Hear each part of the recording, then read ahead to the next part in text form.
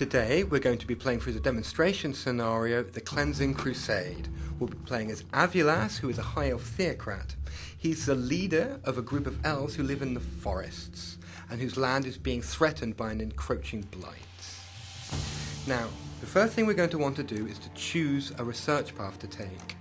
In Age of Wonders 3, each player has a main class which defines the style of gameplay which they were going to use. A Theocrat is a sort of priest, so his main focus is inspiring his people to wage holy war against his enemies. And the skill we're going to choose to research will be this one, Purifying Burst. This is a battlefield-wide enchantment which will remove negative effects from our units. Now, as we can see, as we look around our domain, we have a sort of blight coming in from the north. This is a bad thing since it's going to reduce the amount of income we get in our cities, so we're going to want to do something about that by casting a spell. Now, Avulas, not only is he a Theocrat, he's also taken the Creation specialization, which gives him access to this spell, Cleanse the Lands. This will allow us to remove the blight and replace it with a temperate landscape, which his people prefer. However, that spell is not going to be ready until next turn. So, next we'll want to have a look around our domain so to get a vague idea of where we stand. So we're going to take our leader from the capital city and move him onto this reflective board to the southwest. Now up to the north I saw this dragon's graveyard over time is going to start producing units that will threaten our empire, so it's quite a high priority for us to try and go and get rid of that. We have a stack here, our hero Ealdor the Fierce, who we can send up north, ready to deal with this next turn. Also, to the west, one of our gold mine appears to have been taken over by a group of human scoundrels. It's obviously not a good thing, so we'll want to get rid of those guys as well. Let's move that leader up here. Select auto combat. It's not going to be a very interesting fight anyway, and that problem at least has been dealt with. Move to the next turn. And our Cleanse the Land spell is ready to be cast. So, we just center on this little sign here, and oops, okay, the blight has been gone, at least from the immediate area, and our citizens are happy. Okay, so for the first stop in our global crusade, we're going to go and cleanse this dragon's graveyard over here. Move in, click enter. On the left, we see our force of good against the evil armies of darkness on the right. Looks like we're going to be fighting a dragon. So click on manual combat. Don't really want the AI to be taken over here.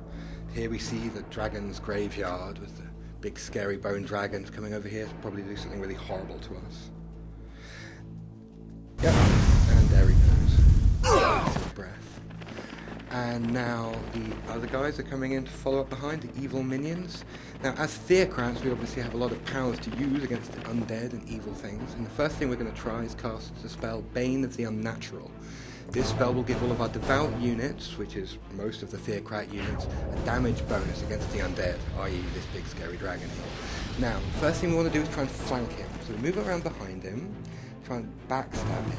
This means the dragon will lose one of its retaliations in order to turn around, and will also take extra damage. Our hero can also move in and flank him again.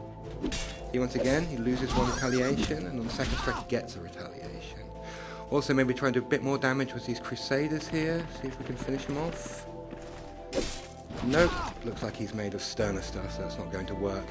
Now, we do have other things that we need to deal with, so we're going to use a little trick that the Theocrat has, which is the convertibility of the Evangelist. This allows the Evangelist to convert heathen enemies to the true faith. So we'll set these guys over here up on the right, and hopefully the enemy will move into us. There goes the dragon again with his gas breath attack. And here comes an assassin right into the jaws of our little priesthood we've got set up here. Other enemies moving in, fighting, standing. Now the first thing we want to do, our turn again, is our Holy War, another spell which once again will boost the damage output of all of our units. Very powerful Theocrat spell. Now all of our units will do damage against all enemies. So the first thing we want to do now is try and convert these assassins. Done that, and now they're on our side, so we can send them over there and let them absorb some of the damage from these scoundrels. There we go. Now hopefully our Crusaders can finish them off. You can see the Holy War cast, the scoundrels really don't stand a chance against those super buffed units. And hopefully the dragon won't stand a chance either. Nope. There we go. And that just leaves one last little pile of skeletons for us to try and finish off. And down they go as well. And victory for the forces of justice.